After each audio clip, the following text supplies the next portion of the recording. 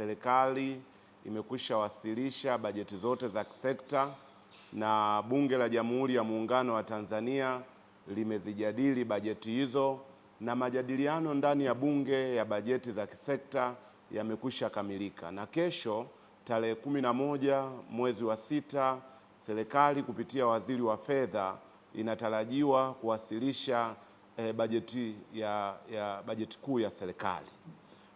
Pengine mtakuwa mnajiuliza na Watanzania wanajiuliza, kwa nini tunafanya uchambuzi huu nje ya bunge? Jibu ni rahisi kabisa. Ni kwa sababu ndani ya Bunge la Jamhuri ya Muungano wa Tanzania hakuna kambi rasmi ya upinzani, ambayo mimi ninadhani serikali imeyapuuza kwa kiwango cha juu sana. Ni suala la katiba mpya. Kama mnakumbuka, katika hotuba yake ndani ya Bunge la Jamhuri ya Muungano wa Tanzania, Rais wa Jamhuri ya Muungano wa Tanzania Mheshimiwa Rais Samia Suluhu Hassan alitoa ahadi ya kwamba baada ya siku 100 mchakato wa kuandikwa katiba mpya utaanza. Lakini hivi sasa imekushapita miezi 6, hakuna lolote ambalo limeanza ndani ya Bunge la Jamhuri wala nje ya Bunge la Jamhuri ya Muungano wa Tanzania.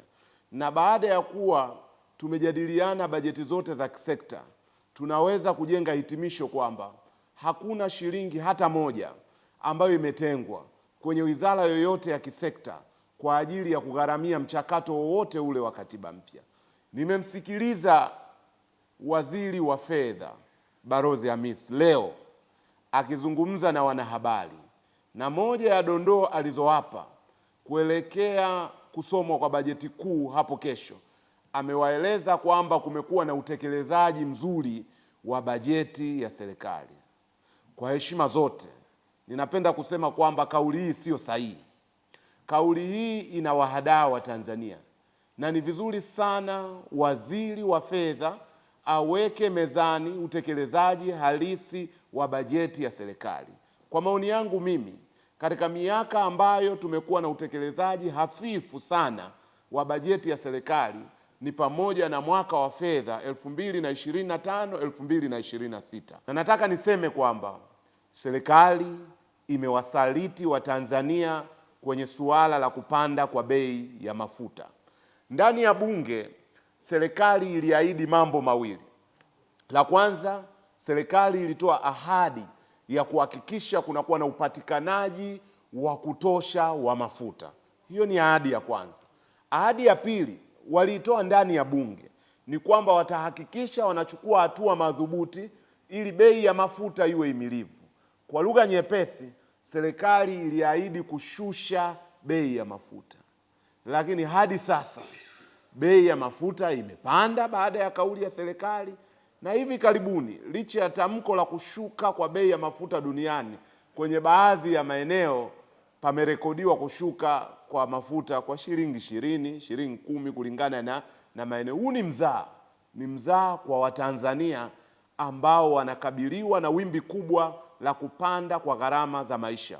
Swala la kurekebisha muundo wa muungano, hili linahusiana kiasi fulani na suala la katiba mpya. Utaona wabunge, hasa wabunge wetu kutoka Zanzibar, wakioji masuala yanayohusu maslahi ya Zanzibar. Mathalan, ahadi ndani ya katiba ya Jamhuri ya Muungano inayotaka kuanzishwa kwa mfuko wa pamoja wa fedha, lakini pia kuanzishwa kwa kamati ya pamoja ya fedha ili Zanzibar mchango wake pamoja na Tanganyika mchango wake kwenye masuala yanayohusiana na muungano ujulikane na mgao wake ujulikane, ili kila upande upate stahiki yake. Ufisadi mkubwa sana unaoendelea katika barabara zetu.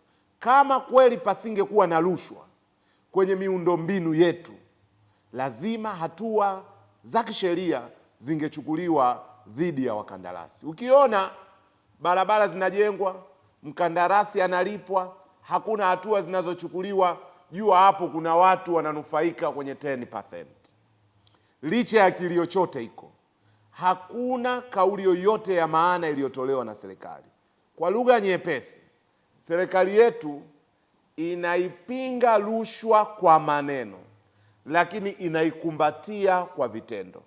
Kama serikali yetu ingeipinga rushwa kwa maneno na vitendo, leo hii viongozi wengi waandamizi wanaosimamia miradi mingi, watendaji wengi waandamizi wanaosimamia miradi mingi yenye harufu ya rushwa wangekuwa wako jela sasa, wanalipa malipo ya kuwahujumu wa Tanzania. Kwa hiyo suala la ajira halijazungumzwa vya kutosha. Yaani tumekaa hapa Dodoma kwa takriban miezi miwili, lakini ukimuuliza kijana wa Kitanzania, majadiliano ya bajeti za kisekta yameisha, je, kuna nafuu yoyote ya ajira imepatikana? Majibu yatakuwa hakuna lolote la maana lililopatikana. Kwa wafanyakazi wanaofanya kazi, hakuna nafuu iliyopatikana kwenye kikokotoo. Wafanyakazi wanalia kwamba tunapaswa kufumua upya mfumo wa kikokotoo kwa sababu unawaumiza wafanyakazi. Hakuna lolote ambalo limepatikana katika majadiliano yetu. Ni suala la matumizi yasiyo sahihi ya mifuko ambayo imezingirwa. Mifuko iliyozingirwa maana yake ni nini?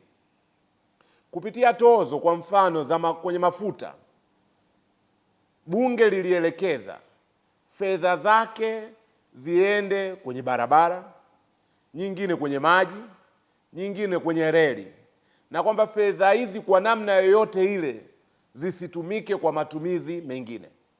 Lakini taarifa zilizosomwa hasa na kamati zetu za Bunge, ndani ya Bunge, zinaonyesha kwamba serikali imekuwa ikitumia fedha ambazo zimetengwa kwa ajili ya sekta ya barabara, maji pamoja na reli vibaya.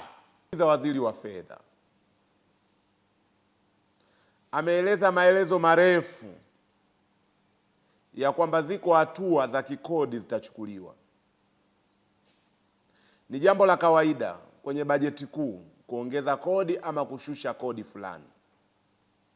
Tunatoa rai, tabia ya serikali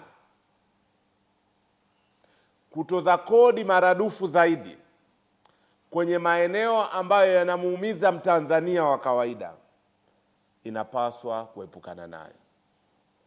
Yes, kuongeza kodi na kushusha kodi ni swala la kawaida, lakini waangalie maeneo ambayo yanamuumiza Mtanzania wa kawaida.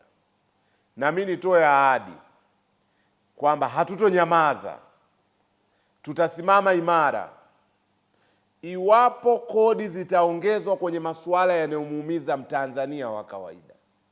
Fursa za kikodi ziko nyingi, serikali iwe na ubunifu. Ili kuwa mwanafamilia bora wa Global TV, usisahau kusubscribe, like, kushare na kucomment. Baada ya kusubscribe, bonyeza alama ya kengele ili kupata taarifa kwa kila video inayopanda Global TV Online.